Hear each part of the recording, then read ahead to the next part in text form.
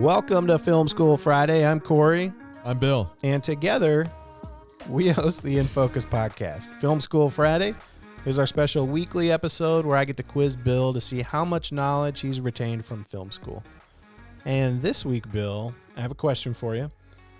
And it's probably more of a personal question for me is how important are my editing skills? Editing skills are pretty important because editing is very important.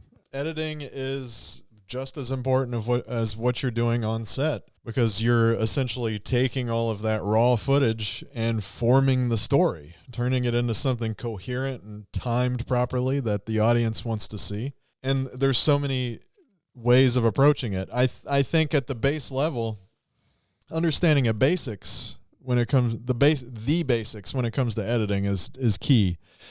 When I was in film school, learning the basics was, that'll set you up for success, and then you can grow as an editor. It's one of those things that you get better at the more you do it. Yeah.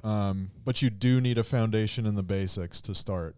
And so when I was in film school, my editing instructor was a very eccentric woman from New York who had been working as an editor all the way back to the 70s and through the 80s, and she had worked on The Wiz and stuff like that.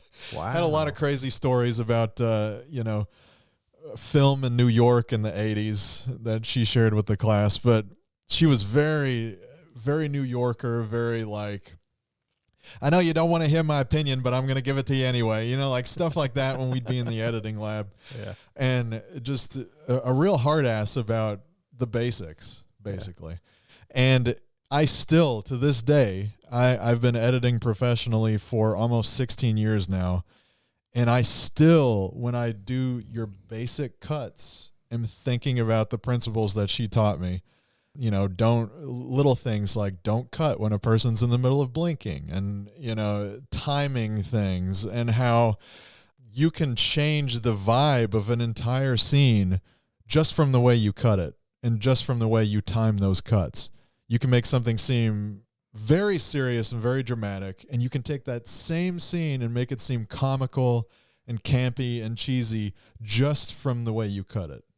And those are all things that we experimented with and learned in film school.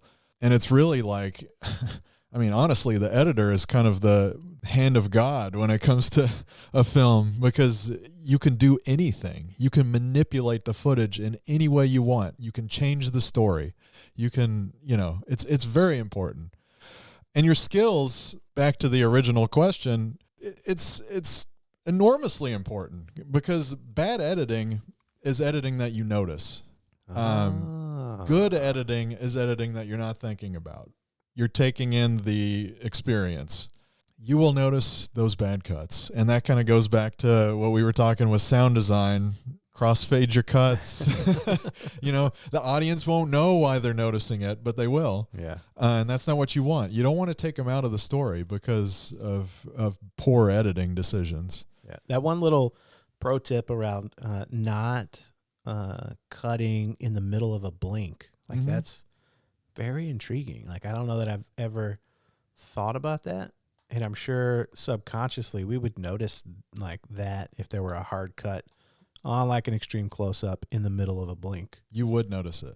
It's just like the sound design conversation where, if you do a hard cut on ambient sound, you're going to notice it. You're not going to know why, but you're going to notice it. It's the same with the blink. It's on a subconscious level almost. Yeah. I'm curious, were there other little nuggets that she dropped to you through that course that like maybe people today don't think about? That's one of the big ones that I constantly think about to this day. I know timing is another one. She did not like when people would linger too long on shots and throw the pacing off. I think sometimes it's good to relate editing to the creation of music. Editing has a rhythm and a tempo. And if your rhythm and your tempo are all over the place or too slow, or it's like a song, right? Like you don't want to listen to a song where the tempo is just like out of control Right. from beginning to end. It's an uncomfortable listen.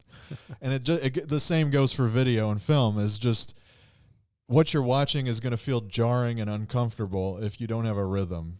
And so rhythm and pacing was very important too. If it's fast paced, it needs to be fast paced from beginning to end. Quicker cuts, cut to the chase, get to it.